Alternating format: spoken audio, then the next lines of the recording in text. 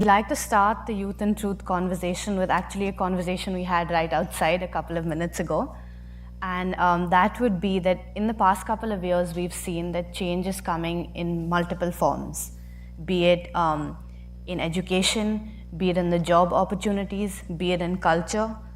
Earlier, it would take about 20 to 30 years for us to realize and see this change, but today it's happening at a much faster rate. How would you suggest, or how do you think we as the youth should adapt to change like this and be prepared for it?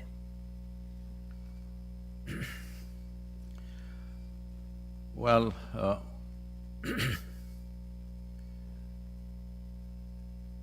I know I'm in a university.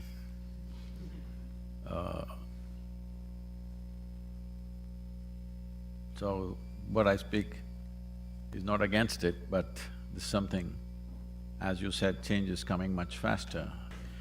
So particularly educational institutions, whether it's school or college or universities, because largely till now, education has been a way of constructing a mindset. Depending upon where you study, everybody develops a certain kind of mindset. A set mind is a disaster. Maybe it is set for a particular purpose and it may serve that purpose. As you said, people are thinking education means employment. Education is not about employment. Employment is about survival. Education is about enhancement of the human being.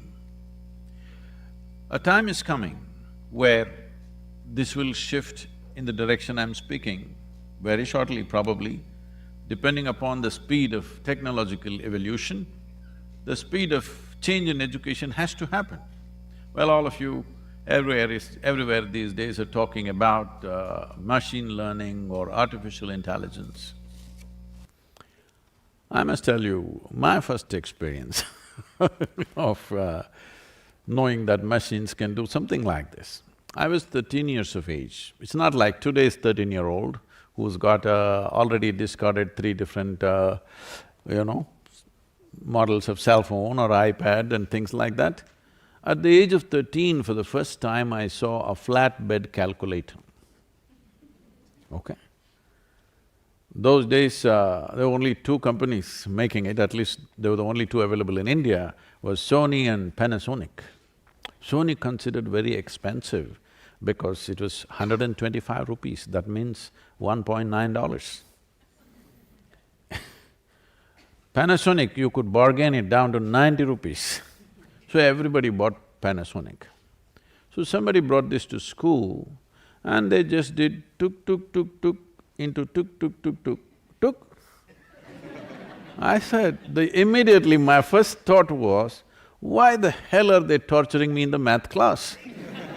Here there's a solution. And immediately my mind went into, why don't they have a machine like this for science and physics and chemistry and history and all the nonsense that they're torturing me with every day?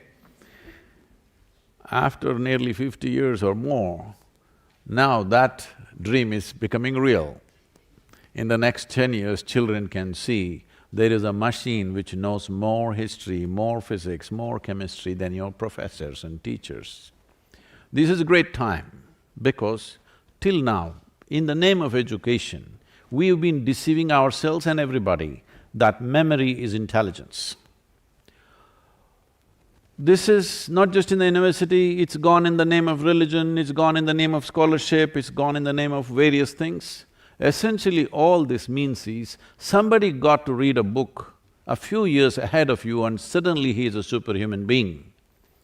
This will die soon and I'm very glad, because now human intelligence will become valuable. Now human consciousness will become very valuable. How you are becomes more valuable than what you stacked up in your head. Because a small chip will know more than… your phone can do 10 PhDs a day. Yes, because that much can be stored. So we are mistaking memory to be knowing or intelligence.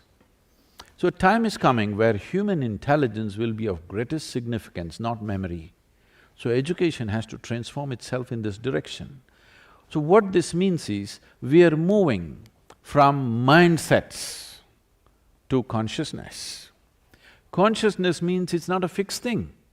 It is not just flexible, it has no shape and form. That's where human beings need to go.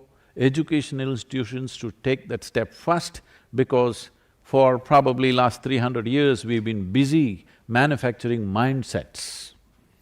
For example, because we're talking about India here, I think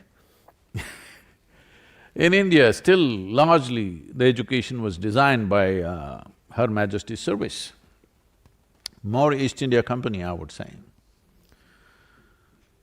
This education was designed in such a way where the cornerstone of education is obedience, not intelligence. I want you to get this straight. Obedience is the cornerstone of education process. If obedience is the cornerstone of education, this is a recipe for slavery.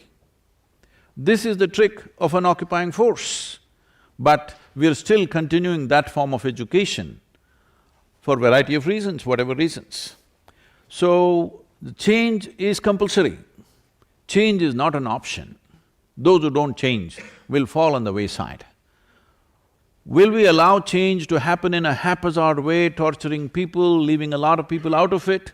Or will we do it in a planned, focused way and we execute change? Will we execute change by design or by default? This is a big question in front of us.